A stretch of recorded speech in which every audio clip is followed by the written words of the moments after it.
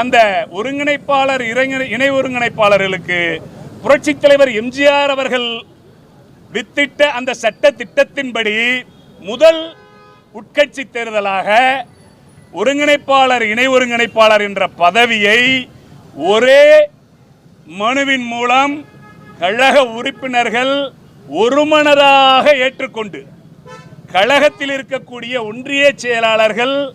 ஒருமனதாக ஏற்றுக்கொண்டு கழகத்தில் இருந்த மாவட்ட செயலாளர்கள்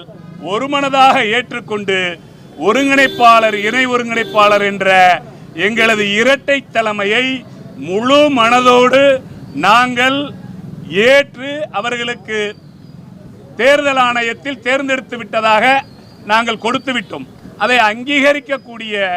பொதுக்குழுவில் இப்பொழுது வைக்கக்கூடிய நேரத்தில் அதை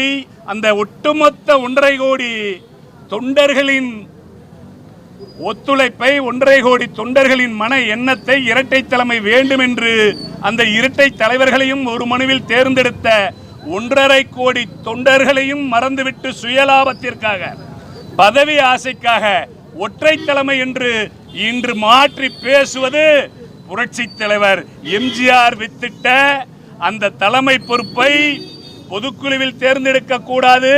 கழக உறுப்பினர்கள் தான் தேர்ந்தெடுக்க வேண்டும் என்று சொன்னதை